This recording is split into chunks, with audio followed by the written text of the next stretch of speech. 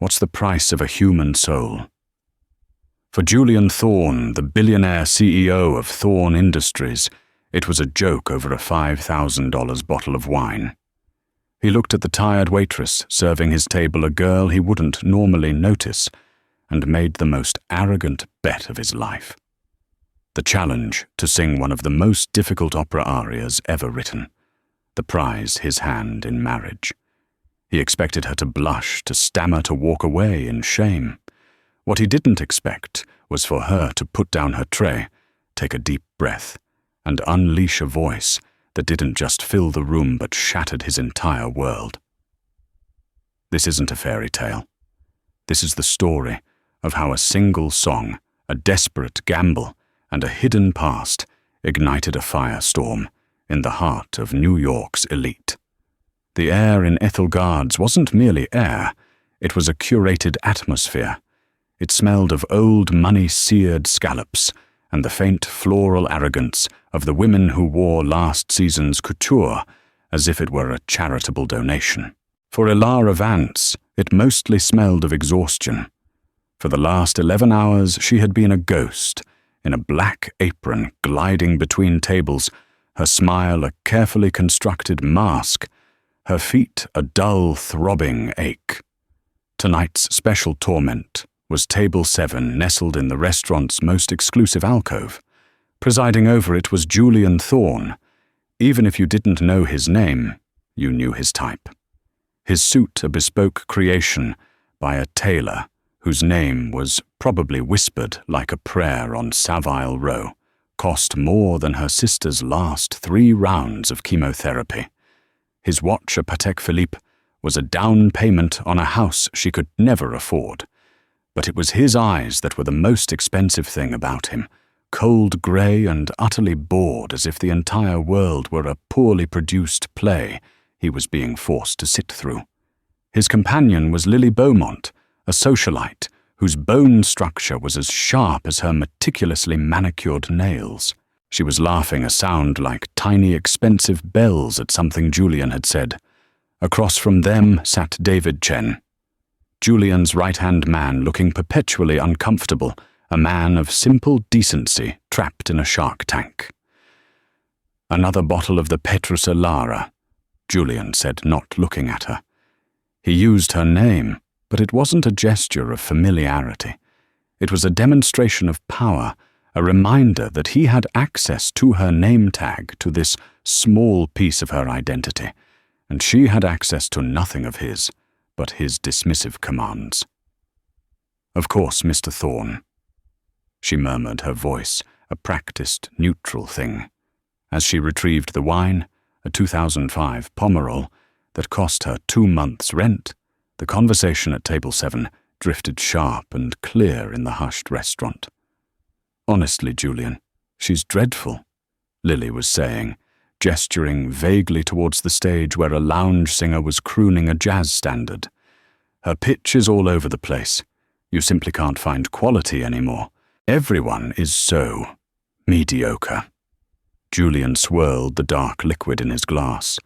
"Everything is mediocre, Lily. It's the defining feature of the modern age. Authenticity is dead. Everyone is playing a part, selling something. The singer is selling romance. The chef is selling artistry. And you," he gave her a thin, humorless smile, "are selling the idea that you're genuinely interested in my company's quarterly earnings." Lily's laughter tinkled again, a little more strained this time. David Chen studied his water glass intently. Ilara returned with the bottle, her movements economical and silent, as she performed the ritual of presenting and opening the wine. Her hands were steady, a stark contrast to the tremor of anger deep in her gut. She thought of her sister Chloe, lying in a sterile hospital room, her dreams shrinking with every medical bill that arrived. Ilara was playing a part, too. The part of the invisible waitress, also Chloe could have a chance at a future. "It's true, though," Julian continued, his voice rising, slightly projecting for the benefit of his small audience. "Look around, all curated, all fake. I'd give anything for one genuine, surprising moment. Something real. That's when his cold grey eyes finally landed on Elara. It wasn't a look of recognition, but of assessment, the way one might look at a piece of furniture to see if it would serve a purpose. He saw the faint sheen of sweat on her brow, the worn-out look in her eyes, the set of her jaw. He saw a nobody. A cruel, glinting spark of an idea lit his face. It was the look of a bored king about to command a jester to perform a dangerous trick for his amusement. "You waitress," he said, his voice cutting through the restaurant's low hum. Nearby tables quieted, sensing the shift in the atmosphere. "Elara, you look tired of this life. Do you have any hidden talents? Any spark of the divine hiding under that cheap apron?" Elara froze, the corkscrew still in her hand. Her heart began a frantic, panicked beat against her ribs. "Sir, a talent," he repeated, leaning forward, a predator's smirk playing on his lips. "Can you sing not like that warbler on the stage? I mean, really sing. Opera." Lily giggled. "Julian, don't be cruel. She probably thinks opera is a setting on her phone." The comment was a physical blow, and Elara flinched, the ghosts of Carnegie Hall of standing ovations, and her mother's proud tears swirled in her memory, sharp and painful. She pushed them down. "I wouldn't know, Mum," she said, her voice tight. Julian's smirk widened. He was enjoying this. He was the director and she was the unwitting actress in his little drama. "I'll make you a proposition," he announced, his voice now loud enough for the surrounding tables to hear clearly. He was putting on a show. "I am in need of a wife. A arrangement, of course. Someone to look good on my arm, to silence my father's endless nagging about heirs and legacy. Someone real, not another social climbing mannequin." He gestured lazily at Lily, who looked momentarily stung before rearranging her features into a mask of amusement. "If you," he pointed a finger directly at Elara, "can sing the Queen of the Night's Aria, Der Hölle Rache, from Mozart's The Magic Flute, right here, right now, I'll marry you." A collective gasp rippled through the diners. David Chen looked at his boss in horror. "Julian, for God's sake, stop it." But Julian was committed. The thrill of the absurd of his own unchecked power was a palpable energy. "The full aria, all the coloratura, all the high Fs. If you can do it, I'll solve all your problems. A life you can't even dream of. Medical bills, debt, this pathetic job gone. All you have to do is sing. But if you can't, you'll get on your knees and apologize for wasting my time." He leaned back, smug and triumphant. The trap was set. He had created a no-win scenario for her. If she refused, she was a coward. If she tried and failed, she would be utterly humiliated in front of dozens of New York's wealthiest citizens. He expected her to crumble. He saw the blood drain from her face. He saw the flicker of sheer terror in her eyes. But then he saw something else. Something shifted. The terror was consumed by a different fire, a cold, hard flame that burned away the fear. It was the thought of Chloe's pale face. It was the memory of the eviction notice. It was the crushing weight of years of sacrificing her soul note by silent note. And in that moment, the waitress, the ghost in the apron, vanished. Elara slowly, deliberately placed the corkscrew and the bottle of Petrus on a nearby serving stand. She straightened her back, and when she looked at Julian Thorne, it was not as a servant to a master, but as an equal. "You have a deal, Mr. Thorne," she said, her voice low, but carrying a resonance that silenced the entire room. "But I have one condition." Julian raised an eyebrow, intrigued. "Oh, when I'm done," she said, her gaze unwavering. "The marriage contract will be real. It will be ironclad, and it will include a clause guaranteeing the complete, lifelong medical care of my sister. and you will wire a non-refundable $1 million deposit into an account of my choosing before I sing the first note. As a sign of good faith." The room was utterly deathly still.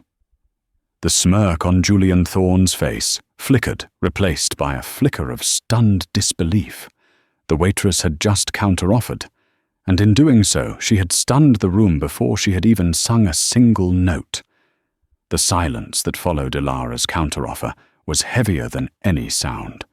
It was a vacuum sucking the air and the idle chatter from the opulent dining room of Ethelgard's. Diners froze with forks halfway to their mouths. The jazz pianist on stage, sensing a drama far more compelling than his own melody, let his fingers drift to a halt over the ivory keys. All eyes were on the waitress in the simple black apron and the billionaire in the $1,000 suit. Julian Thorne stared at Ilara, his grey eyes narrowed. The amusement was gone, replaced by a sharp, analytical glint. He had expected tears or a hasty retreat. He had not expected a negotiation. He had offered a circus, and she had responded with a corporate takeover. For the first time all evening, he wasn't bored. $1 million, Lily Beaumont scoffed, breaking the spell. "How absurd, Julian, she's mocking you. Have her thrown out." But Julian didn't look at Lily. His focus was entirely on Ilara. He saw the tremor in her hands, which she quickly clasped behind her back.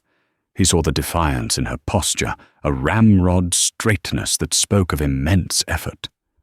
This wasn't a game to her. This was life and death. "My sister's care is non-negotiable," Ilara said, her voice quiet but firm, directed only at him. It was a statement of fact, not a plea. David Chen leaned in, whispering urgently to his boss. "Julian, this has gone too far. Let's just leave. Pay her off, whatever. This is a PR nightmare waiting to happen." Julian ignored him. He saw the challenge in Ilara's eyes, but beneath it he saw a chasm of desperation, so deep he could almost feel the cold draft from it. He had wanted something real, something authentic. Well, here it was in its most raw and uncut form. He felt a strange, unfamiliar jolt, a mix of admiration and cruelty. He wanted to see what would happen if he pushed her off that ledge. He pulled out his phone. "Give me the account details." David's jaw dropped. Ilara's composure almost broke. Her heart hammered against her ribs, a wild bird trapped in a cage. This was happening. This insane, impossible thing was actually happening. She recited the account number for the trust she'd set up for Chloe years ago, a pitiful thing that held less than $200. Her voice didn't shake. Julian's thumbs moved with brisk efficiency across the screen. The patrons watched, mesmerized, as a multi-million-dollar transaction was initiated in the middle of a dinner service. A few seconds later, his phone chimed. "Done," he said, placing the phone face up on the table. $1 million. "Now the world awaits your performance, Miss Vance. I hope for your sake it's worth the price of admission." The weight of his words, of that unbelievable sum of money, settled onto Ilara's shoulders. This was no longer just about pride or humiliation. It was about a sacred trust. That money wasn't hers, it was Chloe's future, and she had just gambled it all on a voice she hadn't truly used in 5 years. 5 years. The memories came flooding back, unbidden and brutal. The screech of tires on wet asphalt, the shattering of glass like a crystal chandelier falling from a great height, the smell of rain and gasoline, her father's hand, which had always been so strong on the cello, limp in hers. Her mother, a celebrated mezzo-soprano, silenced forever. Ilara had survived with only minor physical injuries, but her spirit, her voice, had been mortally wounded. The stage fright that followed was a physical entity. It was a cold hand that would squeeze her throat, turning her vocal cords to stone. It stole her scholarship to Juilliard. It stole her career. It stole the person she was supposed to be. It had relegated her to this life of quiet servitude, of whispered "excuse me's" and cleared plates. Now standing in the center of Ethelgard's, with the eyes of New York's elite on her, that same cold hand was closing around her throat. Panic, icy and sharp, pricked at the edges of her vision. "You can't do this," a voice screamed in her head. "You'll fail, you'll choke, you'll lose everything." She looked at Julian Thorne. He was watching her with an unreadable expression. He had done this to her. This arrogant, soulless man had with a casual, cruel whim dragged her back to the edge of the very cliff she had thrown herself from 5 years ago. And a new emotion began to bubble up hot and powerful through the ice of her fear-rage. Pure, unadulterated rage. Rage at him. Rage at the universe that had taken her parents. Rage at the frailty of her own body that had betrayed her dreams. Rage at the injustice of a world where a man could bet a fortune on a stranger's humiliation while her brilliant, kind sister withered away in a hospital. Der Hölle Rache kocht in meinem Herzen. She thought the opening line of the aria. The vengeance of hell boils in my heart. It wasn't just a lyric anymore. It was a declaration. She closed her eyes for a brief second, shutting out the gawking faces. She wasn't in Ethelgard's anymore. She was on stage at the Met, a dream she'd had since she was 5. Her mother was in the wings mouthing, "Breathe, my darling." Her father was in the orchestra pit, giving her a small, secret smile. They were her audience. Chloe was her audience. Ilara took a step away from the table into a small clearing in the center of the room. She untied her apron and let it fall to the floor. It was a shedding of a skin, a casting off of the last 5 years of her life. She stood straight and tall, her simple black uniform suddenly looking like a concert gown. She took a deep, centering breath, feeling the air fill her lungs, a sensation she had almost forgotten. She didn't look at the audience. She looked inward to the fire that was now burning away the last vestiges of her fear. She gave a small, almost imperceptible nod to the stunned pianist on the stage, a silent request for an introductory chord to ground her pitch. The pianist, a Juilliard graduate himself, who was playing for dinner crowds to make ends meet, recognized the look of a true artist. He hesitated for only a second before his fingers found the keys, playing a soft, arpeggiated D minor chord that hung in the air like a question. Ilara opened her mouth, and from the depths of a 5-year silence, she prepared to unleash hell. The first note that left Ilara's lips was not a timid, hesitant thing. It was a clean, sharp staccato, a blast of sound so pure and focused it seemed to physically push the air back. It shot through the restaurant like a lightning bolt, erasing every whisper, every clink of silverware, every breath. For Ilara, the world outside dissolved. There was no Ethelgards, no gawking patrons, no smirking billionaire. There was only the music, a terrifying and glorious storm she had held captive within herself for half a decade. The Aria der Hölle Rache is not a plea or a lament. It is a weapon. It is the sound of a mother's rage, a queen's decree of vengeance, and it demands not just technical perfection, but a soul steeped in fire. And Ilara had a fire of her own. Der Hölle Rache kocht in meinem Herzen. Her voice soared, imbued with the fury of 1,000 lonely nights spent worrying about Chloe, the humiliation of 100 condescending glances, the deep, aching grief for the life she had lost. The German lyrics, sharp and guttural, became her own words.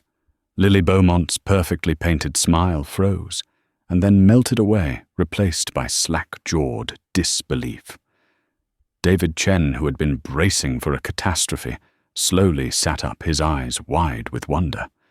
This wasn't the sound of a waitress trying to sing.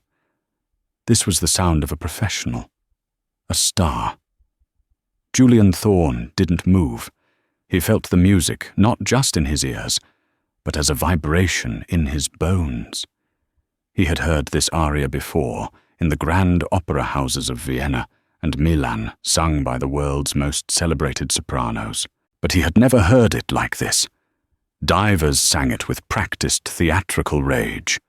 Elara was singing it with the raw, visceral fury of a cornered animal. It was terrifyingly, breathtakingly real. The aria is a minefield of technical challenges, a frantic 2.5-minute sprint up and down the musical scale. Elara navigated it with a terrifying precision. The runs of 16th notes were like strings of perfectly matched pearls, each note distinct, clear, and powerful. Her breath control, honed by years of relentless training before her tragedy, was absolute. She wasn't just singing the music, she was commanding it. She channeled the memory of every doctor who had spoken to her, with pitying condescension of every bill she couldn't pay, of every night she had cried herself to sleep, from sheer, bone-deep exhaustion. This was her vengeance. This was her roar. Tod und Verzweiflung, flammet um mich. Her death and desperation flame around me. The phrase was a cry of pain that resonated through the room. A woman at a corner table, a well-known patron of the arts, let out a soft, involuntary sob. The pianist watched Elara, his hands moving over the keys, almost by instinct, his face a mask of awe. He knew what he was hearing. It was the kind of talent that appears once in a generation. And then came the climax, the legendary, terrifying ascent to the high FOX, a note that sits at the very pinnacle of the soprano range, a sound that is more of a shriek from the heavens than a human note. It is the moment where most singers fail, where their voices crack or thin out. Elara took a breath. She looked for the first time directly at Julian Thorne. Her eyes were not pleading or hateful. They were burning with a white-hot intensity, a direct channel to the inferno inside her. She was showing him the hell he had so casually invoked. She climbed the arpeggio, C, F, A, C, her voice gaining power and brilliance with each ascending note. The sound seemed to expand, to fill every molecule of air in the room, pressing against the eardrums, vibrating in the crystal glasses. Then she hit it. The F6. It was not a scream. It was a laser beam of pure sound, flawless in its pitch, terrifying in its power, and held with an impossible, unwavering strength.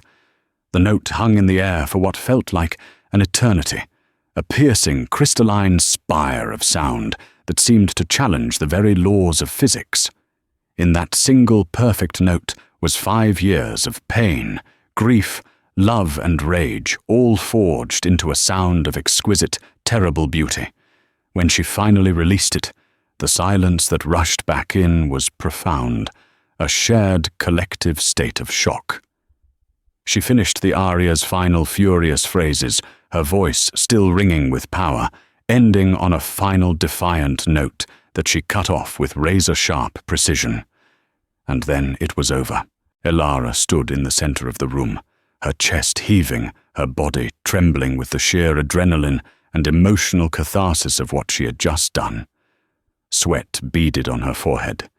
Tears she hadn't even realized she was crying streamed down her face, carving clean paths through the phantom dust of her old life. For a long moment there was no sound but her own ragged breathing. The spell was absolute. Then one person started to clap. It was the pianist. He rose from his bench, his hands coming together in a slow, deliberate applause of pure professional respect.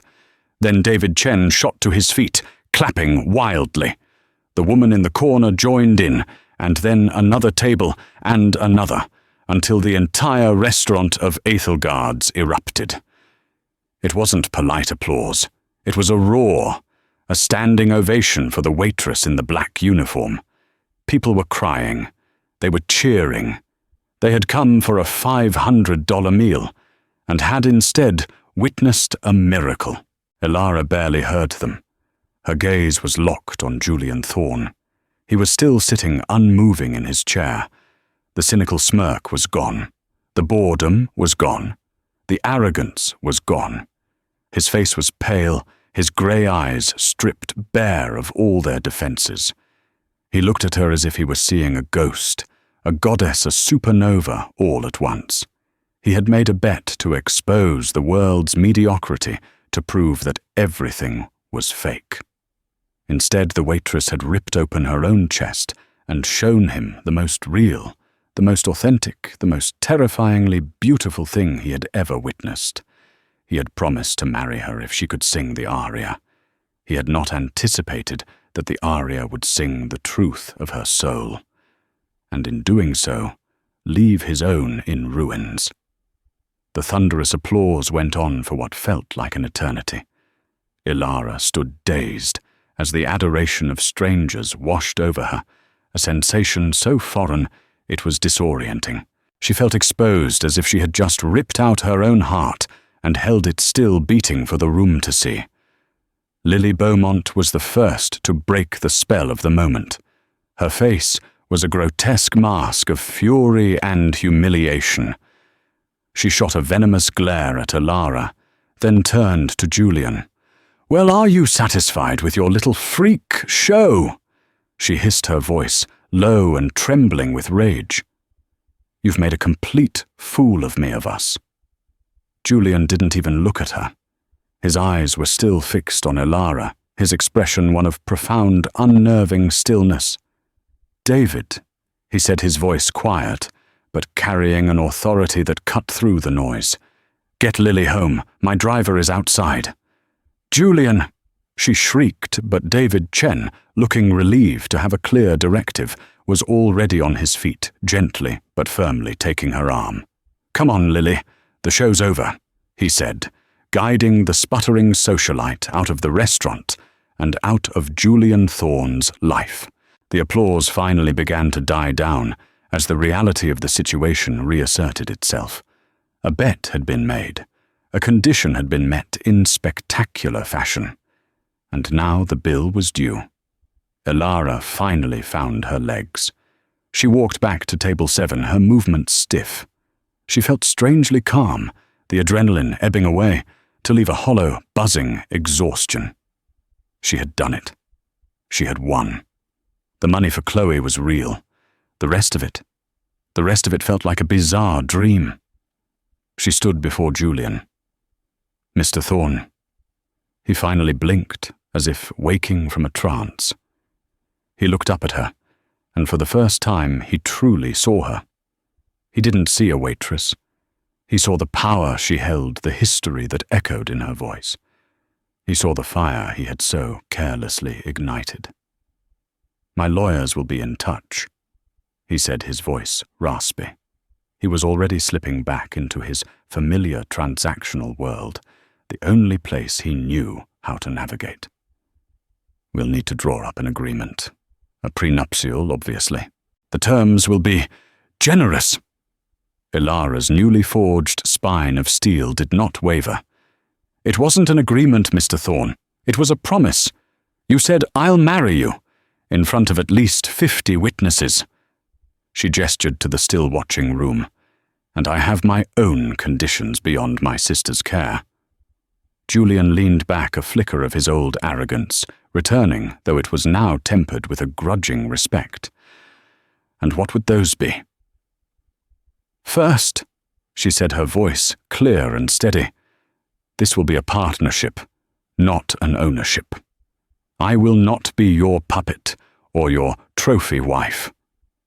I will have autonomy.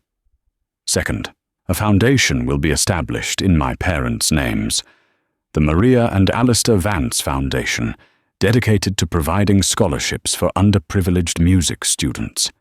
It will be funded by you with a starting endowment of $20 million. David Chen, who had just returned, choked audibly. $20 million. Ilara continued, her gaze locked with Julian's. Third, you will never ever ask me to sing on command, like a pet again. My voice is my own. I will choose when and where I use it. She paused, letting the weight of her demands settle in the air. Those are the terms for my signature on a marriage license. Julian stared at her, a slow, almost imperceptible smile touching his lips. It was not the cruel smirk from before. It was something else entirely, something laced with disbelief and a strange, dangerous excitement. He had tried to buy a moment of authenticity, and in return this woman was demanding he fund a legacy. She wasn't just turning the tables, she was redesigning the entire room. You're negotiating your own acquisition, he murmured almost to himself. Incredible. He looked at David. Get our legal team on the phone. Tell them to cancel my mourning. We're drafting a contract. Include everything she said. Make it ironclad.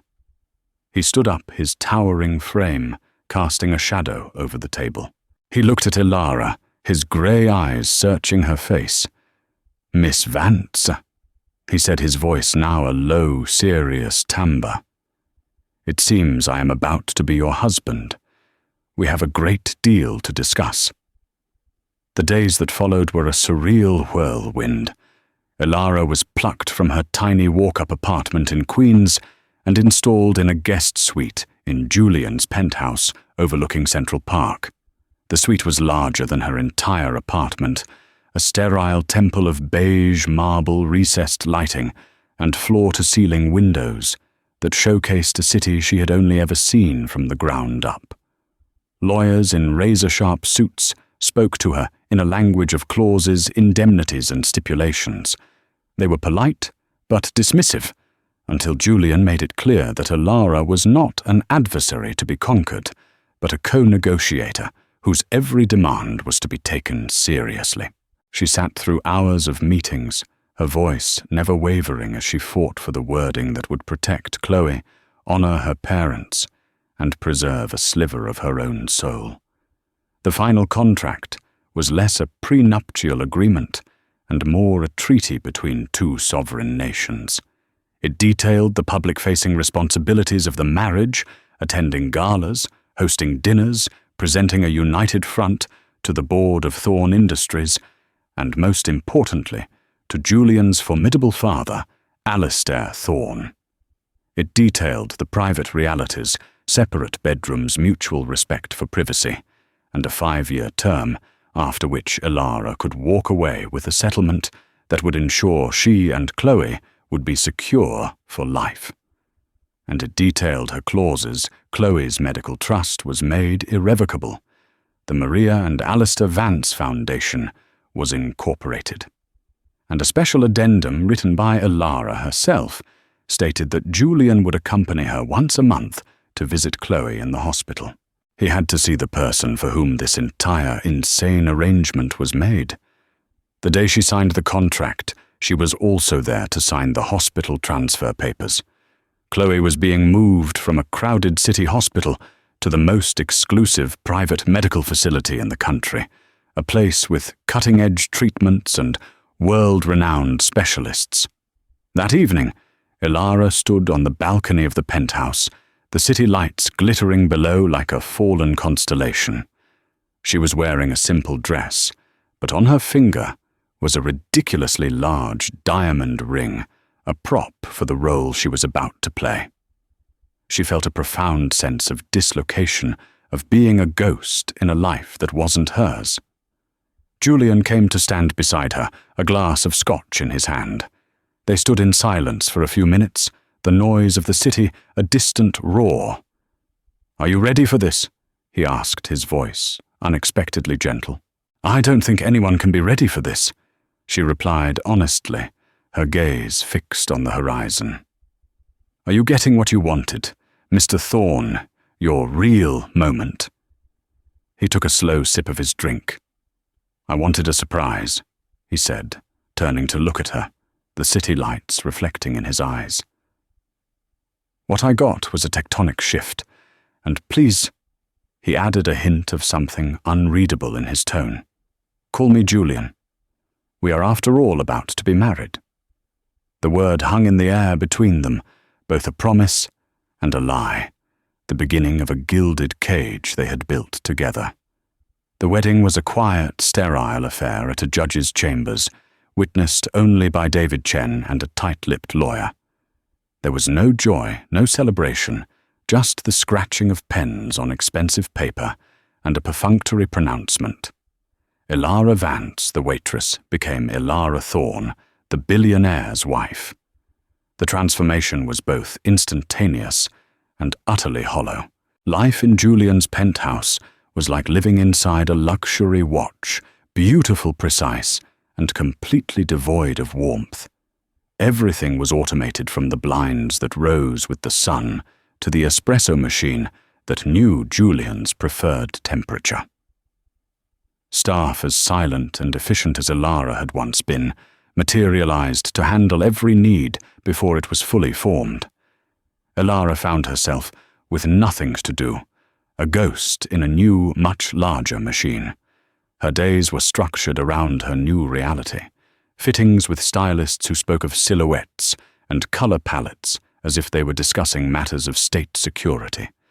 Lessons in etiquette from a severe woman named Mrs. Gable, who taught her which fork to use for the fish course and how to make meaningless small talk with titans of industry.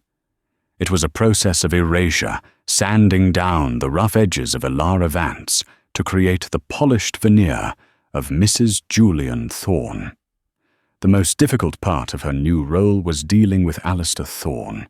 Julian's father was the patriarch of the Thorne dynasty, a man carved from granite and disapproval. He met Elara at a formal family dinner a week after the wedding. He looked at her not as a new daughter-in-law, but as a risky, inexplicable acquisition his son had made. "So," Alistair said, his voice a low rumble that vibrated with power, "you're the singer." He said the word singer as if it were synonymous with grifter. "Julian tells me you have quite the voice," a parlor trick I assumed that he found amusing. "It's not a trick, Mr. Thorne," Elara replied, her hands clenched in her lap beneath the heavy linen tablecloth. "It's the only thing my parents left me." Alistair's eyes, a paler, colder version of Julian's, narrowed. "Your parents are not with us?" "They were musicians. They died in a car accident 5 years ago," she said, her voice even. "I see," Alistair said, though his tone suggested he saw only a convenient sob story.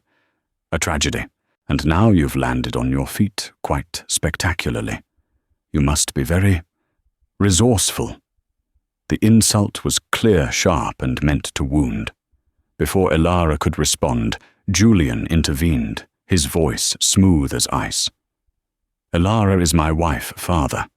Her past is not a topic for your interrogation. We should talk about the new acquisitions in the Asian market." The subject was changed, but the battle lines had been drawn. Elara was an outsider, an anomaly that Alistair Thorne intended to either break or expel. Amidst the coldness of her new life, Chloe was her sanctuary. True to the contract, Julian accompanied her on her first visit to the new hospital. The facility was less a hospital and more a 5-star wellness resort. Chloe had a private room with a view of a serene garden and a team of doctors who spoke of treatment plans with optimism instead of weary resignation. Chloe, though still frail, had a light in her eyes Elara hadn't seen in years. "Ellie, I can't believe this," she whispered, her hand clutching Elara's. "The nurse said there's a music therapy program here, and a library." Julian stood awkwardly by the door, a man utterly out of place amongst the quiet rhythms of hope and healing. He watched as Elara smoothed Chloe's hair, their bond a palpable, unconditional thing. He saw the way Elara's entire being softened the guarded society wife, melting away to reveal the fiercely protective older sister. "Thank you," Elara said to him quietly as they left. The words felt strange in her mouth. "The contract is being honored." He replied, his tone businesslike, but his gaze lingered on her for a moment longer than necessary. One evening, about a month into their marriage, Aria was wandering the vast, silent penthouse, unable to sleep. The silence was the worst part. Her old apartment had been filled with the sounds of the city of life. This place was as quiet as a tomb. Drawn by an unknown impulse, she found herself in the grand library, a 2-story room lined with leather-bound books that looked as if they had never been opened. And in the center of the room, gleaming under a single spotlight, was a Fazioli grand piano, the most beautiful instrument she had ever seen. She approached it as if in a trance, her fingers tracing the polished ebony wood. She hadn't touched a piano in 5 years. Slowly she sat on the bench. Her hands hovered over the keys, trembling. She thought she had forgotten how. But her fingers remembered. She began to play softly at first. A simple Debussy prelude, Clair de Lune. The notes were hesitant, like a fawn taking its first steps. But as she played, the music flowed back into her. The melody filled the cavernous room, a fragile, beautiful thing in the oppressive silence. She closed her eyes, lost in the sound, the muscle memory of her hands, a connection back to the person she used to be. She didn't play for an audience. She didn't perform. She simply let the music pour out of her, a quiet conversation between her and the ghosts of her past. She segued from Debussy into a simple, haunting folk song her mother used to sing to her, and for the first time she sang again. Not the fiery rage of Mozart, but a soft, heart-breaking lullaby. Her voice was a whisper of sound, filled with a sorrow so profound, it was almost beautiful. She didn't hear the library doors open. She didn't know that Julian had returned late from a meeting, and drawn by the sound, was now standing in the shadows listening. He had bought the piano a week after their wedding, a strange impulse he hadn't fully understood himself. He'd had it delivered and installed in secret, telling himself it was just another asset, a piece of furniture for the room. But now, listening to her play, he knew that was a lie. He wasn't hearing a performance. He was hearing a confession. He was hearing her soul. The sound was so intensely private, so raw and vulnerable, that he felt like an intruder. This was the real Aria, the one who existed before the apron, before the contract, before him. This was the woman whose voice had shattered the cynical calm of his world. He stood there for nearly an hour, hidden in the darkness, as she played and sang for herself and for her ghosts. And in the silent, echoing grandeur of his perfect penthouse, Julian Thorne felt a crack appear in the foundation of his own gilded cage. He had demanded authenticity, and now in its purest form, it was quietly, devastatingly taking him apart. The piano became Aria's sanctuary. In the cold, expansive penthouse, the Fazioli was her only piece of solid ground. She would wait until she was sure Julian was out or asleep, and then she would slip into the library and play for hours. It was a reclamation of self, a quiet act of rebellion against the polished, silent woman she was supposed to be. She never sang the Queen of the Night's aria. That piece was locked away, a memory of fire and fury. Instead, she played the mournful nocturnes of Chopin, the complex fugues of Bach, rediscovering the parts of herself she thought had died in the car crash. Julian, for his part, maintained his distance, but he was a changed man. The bored cynicism that had been his armor was beginning to rust. He found himself manufacturing reasons to work late from his home office, leaving the door ajar just to hear the faint, melancholic notes drifting from the library. He never acknowledged the piano or her playing. It became their unspoken secret, a fragile bridge of sound between their two separate islands. Their public life, however, continued unabated. They were the city's most fascinating couple, the ruthless billionaire and his mysterious opera-singing wife. They smiled for cameras at galas, attended charity auctions, and hosted frigidly elegant dinner parties. Aria played her part with a quiet dignity that intrigued the city's elite far more than any ostentatious display of wealth would have. She was an enigma, and Julian found himself watching her trying to solve the puzzle of her. Meanwhile, a storm was gathering on the horizon. Lily Beaumont had not disappeared quietly.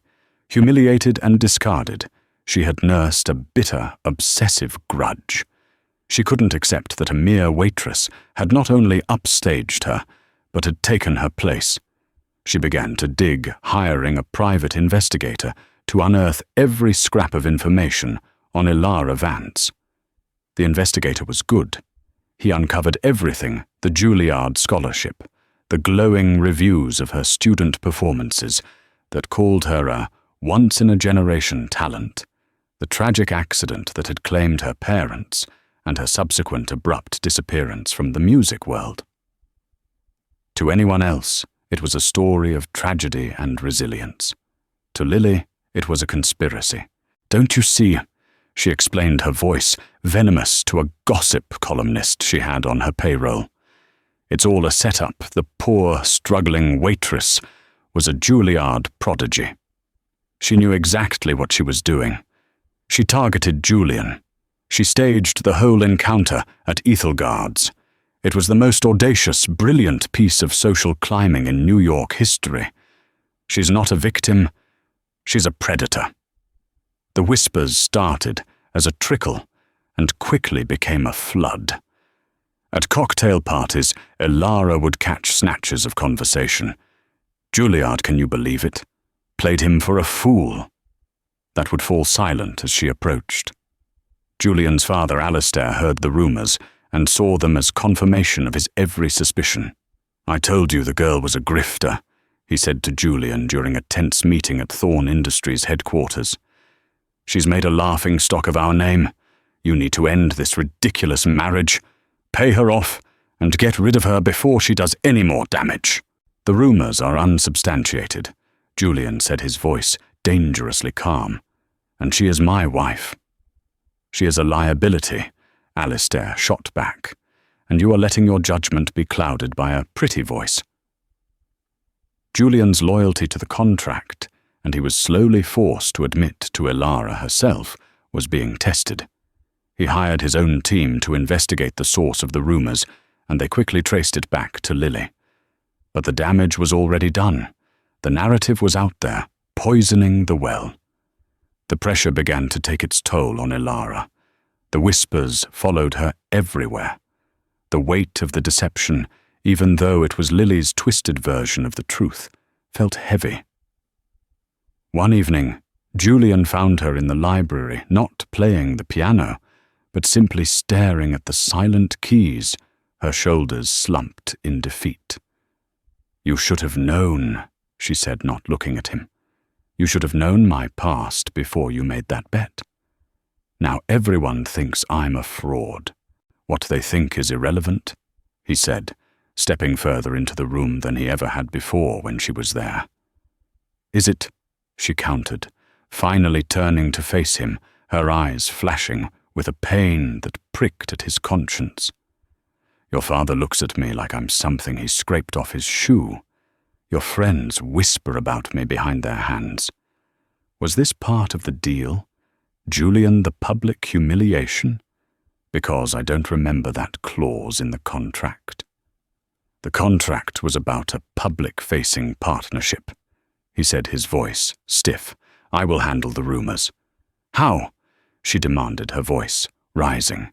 "By issuing a press release, by suing a gossip columnist. You can't because the basic facts are true. I was a student at Juilliard. I did have a future, and I threw it all away because I was a coward, and now it's being twisted into a weapon to hurt you and your family. This is all my fault." She buried her face in her hands, a shuddering sob escaping her. The carefully constructed composure she had maintained for months finally shattered. Julian stood frozen for a moment, utterly unprepared for this raw display of emotion. He was a man who dealt in numbers, strategies, and leverage. He did not deal in tears. But watching her break down, he felt that crack inside his own chest widen into a chasm. He had done this. His arrogant, careless game had put her in this position. Slowly, hesitantly, he walked over to her. He didn't touch her. He simply stood beside her, a silent, awkward presence. "It's not your fault, Aria," he said, his voice softer than she had ever heard it. "It's mine. I did this. I turned your life into a spectacle for my own amusement. I was cruel and I was wrong." She looked up at him, her face stained with tears, shocked into silence by his admission. An apology was the last thing she had ever expected from Julian Thorne. The night at the restaurant, he continued, his gaze fixed on some distant point. "I had just come from a meeting where I was told my entire legacy was to be a carbon copy of my father's, that my only value was in perpetuating his name. I was suffocating. I wanted to break something, to prove that the world wasn't as predictable as my life was." He finally looked at her. "So I threw a bomb into the middle of the room. I just never expected it to be you. I never expected it to have a voice like that." It was the most honest thing he had ever said to her. In the quiet of the library, surrounded by the ghosts of her past and the architecture of his wealth, the veil between them finally truly lifted. They were not just a CEO and a waitress or a husband and wife by contract. They were two people trapped in gilded cages of their own making, who had unexpectedly found the key in each other's hands. The moment was interrupted by the sharp ring of Julian's phone. He glanced at the caller ID, David Chen. "What is it?" Julian answered, his tone curt. He listened for a moment, his face hardening. "Who, where?" "I see." "Yes. Make the call. We'll be there." He hung up. "There's a problem," he said to Aria, his voice grim. "The annual Thorne Foundation Gala is tonight. It's the biggest event of our year.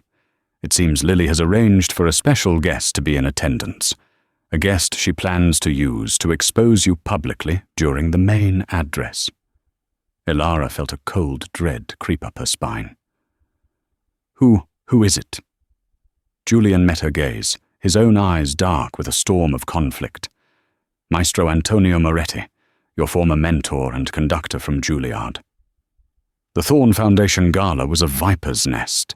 Lily Beaumont stood triumphant with Maestro Antonio Moretti, Aria's old mentor, ready to publicly expose her as a fraud. Whispers followed Aria as she entered on Julian's arm, the weight of the room's judgment, a physical force. Julian's father, Alistair, cornered them, his face like stone. "End this circus now," he demanded. "Announce the separation." "No," Julian stated, his voice ringing with finality. He strode to the podium, not to retreat, but to attack. "A narrative has been spun about my wife," he announced to the silent room. "The truth is, I stumbled upon greatness in hiding." He told them of her Juilliard past, the tragedy that stole her career, and the sacrifice she made for her sister. He then invited a bewildered Maestro Moretti to the stage. The old man's eyes filled with tears of recognition. "Elena," he whispered, "we thought your gift was lost forever." "It was never lost," Julian declared. "Just waiting." As the orchestra began an impromptu overture from La Bohème, he looked at Aria, his eyes urging her on. She sang her voice, filling the hall with resurrected beauty. Then the impossible happened. Julian's own rich baritone joined hers in a flawless duet, a hidden part of himself revealed to the world. Their harmony was more intimate than any kiss, a public confession of their true feelings. The ballroom exploded in a thunderous ovation, washing away every rumor. Amidst the applause, Julian leaned in his voice for her alone. "That contract," he whispered, "I think it's time we renegotiate. How does forever sound instead?" Tears of joy were Ilara's only reply, a silent song that answered everything. And so, a story that began with a cruel, arrogant bet ended with a redemption no one could have predicted. It wasn't about a prince saving a pauper from her life of servitude. It was about two broken people trapped by their pasts and their circumstances who found a way to heal each other through the power of a hidden, shared gift. Julian didn't just find an authentic wife, he found his own authenticity. And Alara didn't just get her sister's medical care, she got her voice back, her future back, and a love that was more real than any fairy tale. Their story reminds us that sometimes the most extraordinary things are hiding in the most ordinary places, waiting for one single impossible moment to be set free. What did you think of Alara and Julian's incredible journey? Was his initial bet unforgivable? Or was it the catalyst they both needed? Let me know your thoughts in the comments below. If this story moved you, please give this video a like, share it with someone who loves a story of triumph, and don't forget to subscribe for more tales that prove truth is often more dramatic than fiction. Thank you for listening.